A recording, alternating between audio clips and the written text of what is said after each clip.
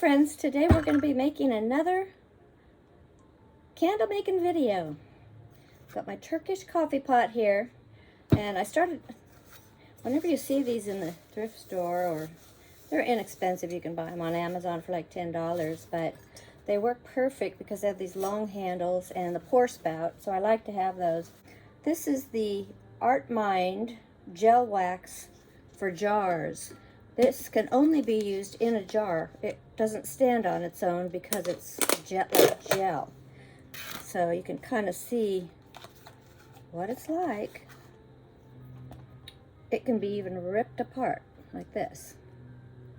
So I'm going to use about half of this. I'm going to get that started. I just put my stovetop on a low heating and melt it slowly, and it doesn't burn if I do it that way. So this can be found at Michael's or probably on Amazon, I'm not sure. But when I went to Michael's, I had a coupon because I think it's about $25 for this size, and this is 23 ounces, so $1 per ounce about. I've got my plastic mat down. So I've got my cup of tea here, and we're going to just do some candle making today. So the first thing you want, and I've been using the wee jars, the wee yogurt jars. Those seem to be very popular. And then I get these little votives at the dollar store, and I like to clean it off with Goo Gone, and a cotton ball works best.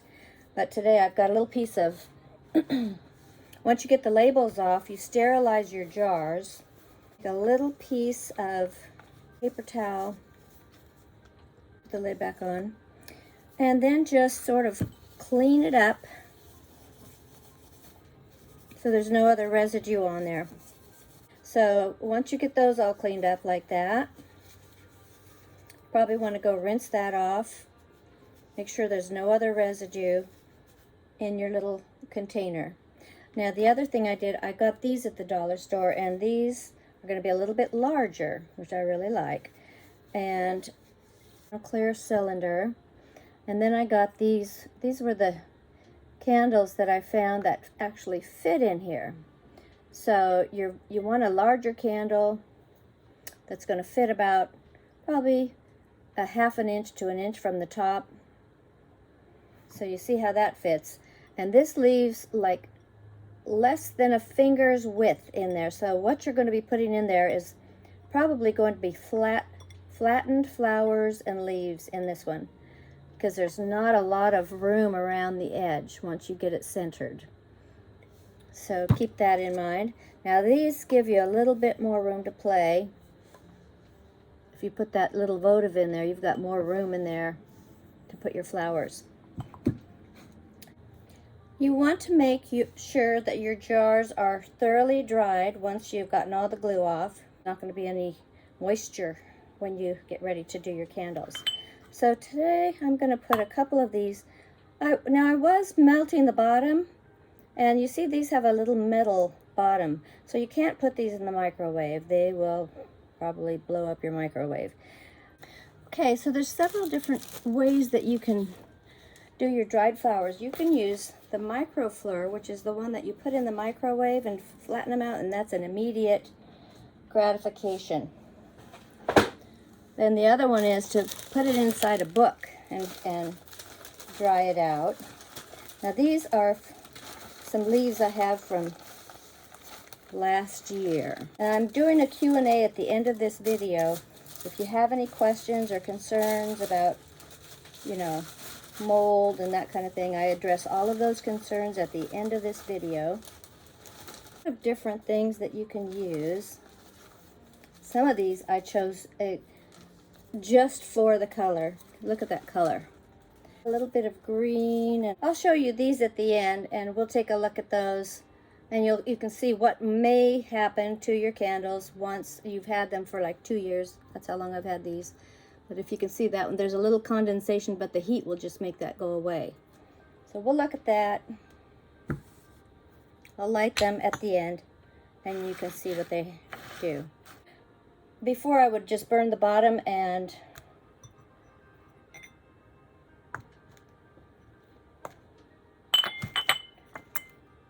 and set the candle into the hot wax. But today I have I'm going to put this down a little bit so you can see what I'm doing. I've got my wax melted. I'm just going to put a little tiny bit in there, and I'm going to secure my candle and center it in that pool of wax. You don't want to put too much, and the reason is, and you want to make sure it's nice and centered before the wax sets. Set it in gently because it could splash. And the reason, and then you want to look down and make sure your candle is completely centered in that wax so you have room around all the sides. And then you can start placing your leaves before that wax sets up, because now if your leaves are too tall, you might take a little piece off. Now I'm trying to get it down as far as I can. Now I'm just going to remove my stems, and you want to put your leaves facing out, and maybe go with the smaller sizes. See, the wax is already setting up, so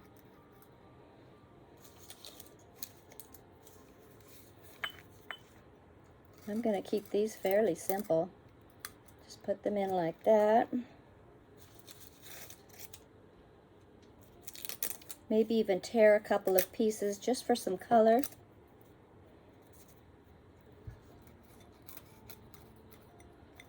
Behind another one. Because remember, your colors are going to shine through. You may want to add a little bit of green, little pieces of green in there.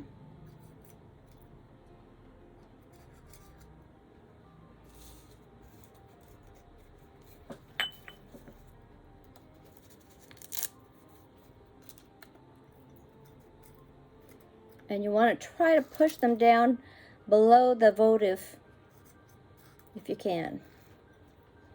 So that's starting to come together.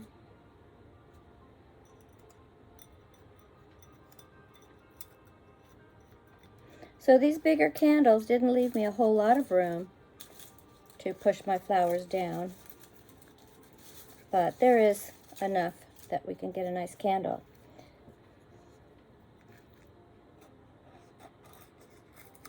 Now I'm just going to go ahead, this one I think is done, so then I'm just going to pour the wax. Oops, it's okay if you go over, as long as you have your plastic mat down, but gently pour your wax around until it just covers the top of your votive. You don't want to bury your wick, that's the main thing. Some contrasting colors like some yellows, reds, oranges, whatever you think of when you think of fall. Just along the edges. Go very slowly so that you're make sure you're filling in all the crevices down there.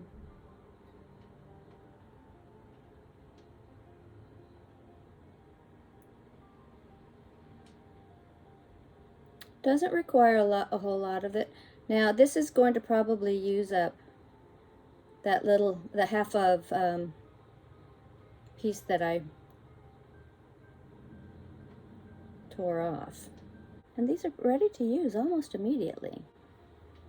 Now, I mentioned before, if you get any little foamy bits on top, you can use your heat gun to just blow on it.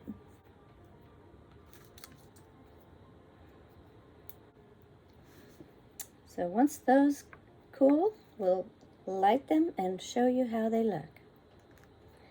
It's beautiful candles made.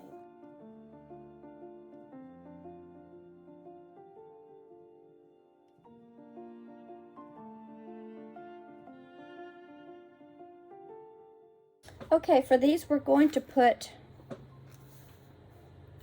just a drop.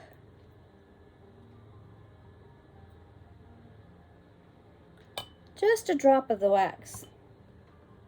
And then get your candle centered.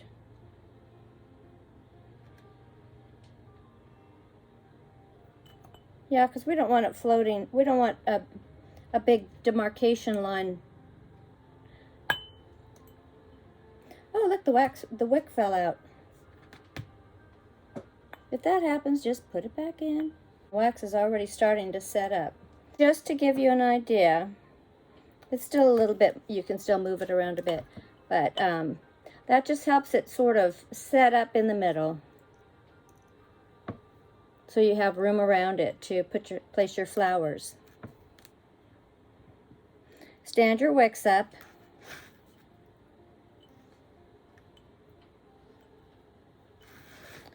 And these, I'm going to make these into some little Christmas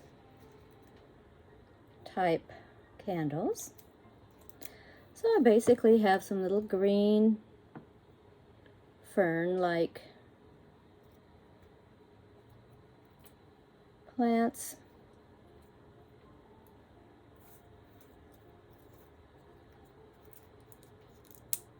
And if necessary, you can just put those in half.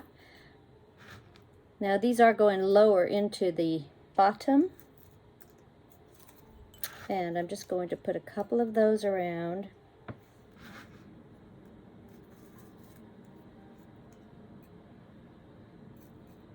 And while it's still dry, you can still place them. That one, let's see.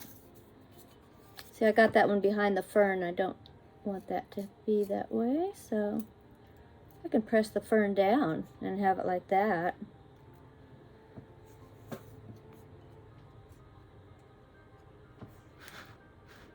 So I basically want my flowers on the outside rim.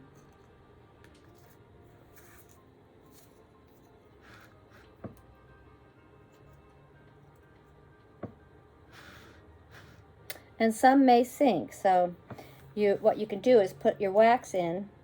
Once you get a few of your flowers placed, you can do it in layers,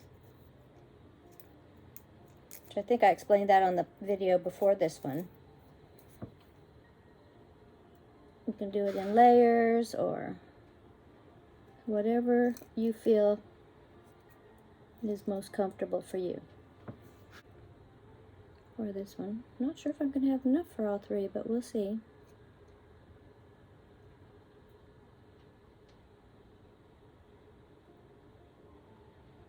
Doesn't look like I will. The other thing I was going to show you is once they're nice and cool,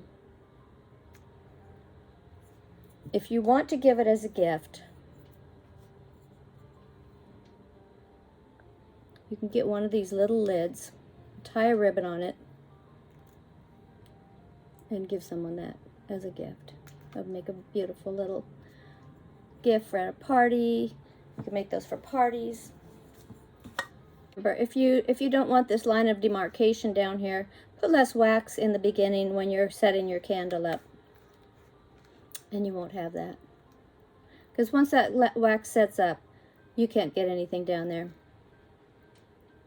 There you have your autumnal candle. And I'm sure yours will be much prettier than mine. So if your candles, and these are still warm, if they get this foam on there, like that, and you have a heat gun, you can just put your heat gun on there. It's best to do it before it gets, but it'll melt them out. It'll melt them. So keep your heat gun out so that you can do it as soon as you finish your candles, because it doesn't work as well once they started to set up. But this is a close-up, so you can see how pretty that's going to be when it's all lit up.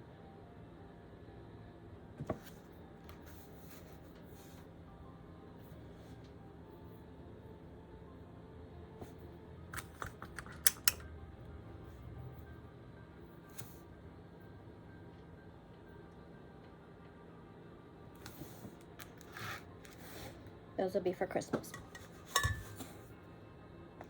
Well, I don't recommend putting the lids on until after they've cooled, but you can certainly put a nice little lid on there and give them as gifts.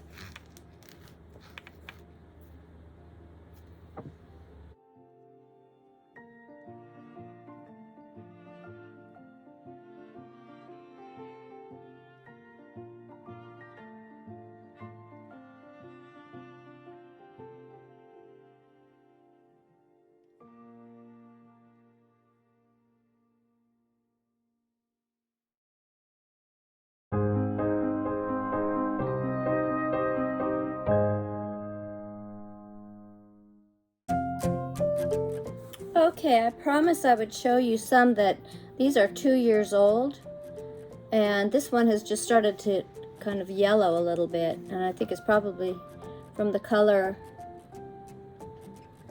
of the flowers. Let's go ahead and light that up and see how it looks when it's lit. You can see that I have burned these, but not too much. I don't burn them a lot. And then this one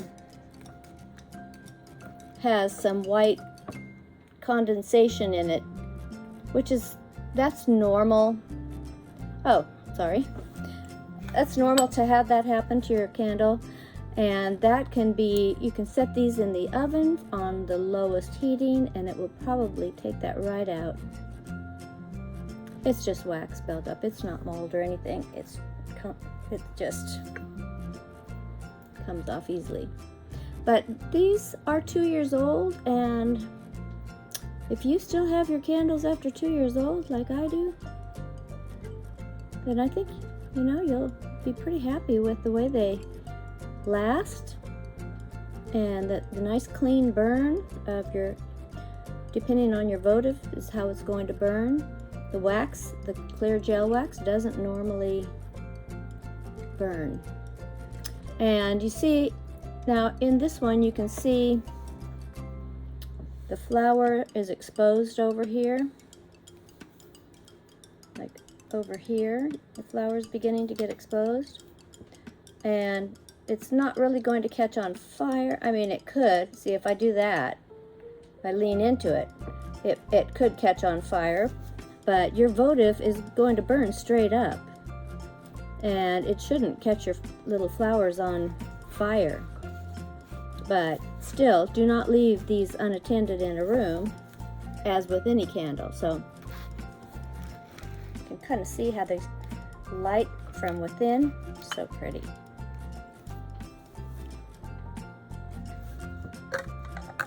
I'm sure you have lots of ideas of what you're going to do with these candles.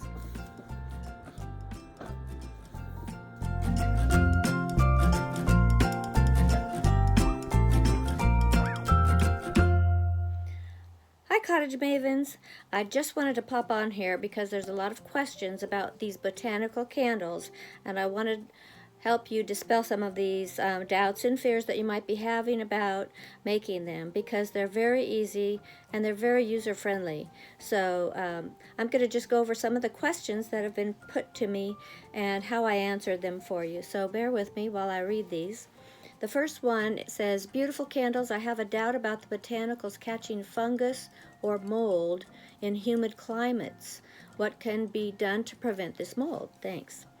And so my answer was, I do not have experience making them in a humid climate, but I have had mine for over 2 years, and the only thing that I noticed was some white spots in the clear gel wax after they had been on the shelf a while. You can pop it into the oven on a very low setting and it will remove those white spots that get in there. It's possible yours won't have that, but if they do, that's what you can do. Here's one. Hi, if I don't light up the candle, there is a chance the flowers will get moldy. So here's another one asking if the flowers will mold. And so I said, if you're using dried flowers, then you won't have a problem. Just make sure they're thoroughly dried. You can dry your flowers with silica gel, It's a sand that you can buy to dry your flowers in if you want them plump and full. Or you can use the microwave by pressing in a microfleur like I've shown on other videos, or you can press them in a heavy book until they're completely dry. Now the only thing with bigger flowers like carnations can get moldy because there's a lot of moisture in those. They'll mold in your book if you're going to try pressing them. So you have to make sure they're really flat. In fact, I recommend cutting them right in half, right down the middle of the bud, and then pressing them, and then there won't be so much moisture in there when you're drying them out. But as long as you put thoroughly dried flowers in there, then you should not have a problem with any mold. So please do watch my other videos for tips. And you can also tie your flowers up with a string and hang them upside down. I do that quite often. Or like I'll take rose petals off of the rose and just drop it into a little teacup or something, and then it will dry after a while. So if you know, there's a lot of ways to do your flowers. Here's another one. Lovely candles, but when I made one, my lovely pink flowers turned brown.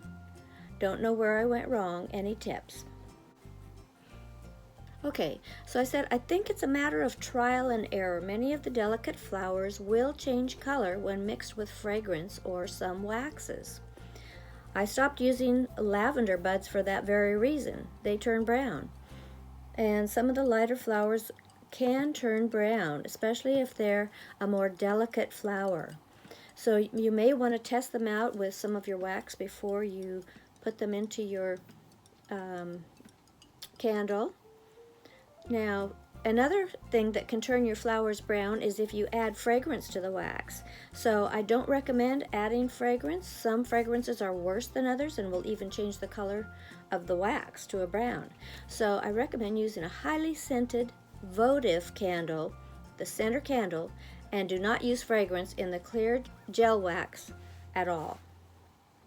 And maybe pink rose petals would work better than whatever pink flower that was that she was using. And all of the roses that I've used so far seem to hold their color.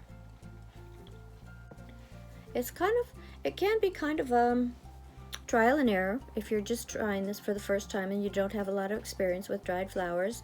But for the most part, you're going to have success making these candles. I don't see any problems down the road. Now, here's another one. Would the flowers catch fire when the candle burns down? That's a great question. Since the flowers are well contained in the gel wax and separate from the votive, there should be little chance of that happening, although it's a good practice to never leave a candle unattended or burning in a room that no one is in. I hope that helps. As long as you are attentive to your candles, I don't like to leave a candle burning in a room if I'm not in the room. I have seen my friend who made these candles with me, she let hers burn all the way down. Now, she could go and put a new votive in there because the gel doesn't really burn down too much. So if you think the gel has held its shape and the flowers are still in there nice, you can just put another votive in there to replace the one that burned down. So I hope that answers some of your questions you might be having that are kind of preventing you from trying this. But all in all, it's a lot of fun, and they turn out so beautifully, especially when they're lit up and the light is shining through the flowers. So if you have any more questions, please list them down below, and I'll be sure to get back to you on those.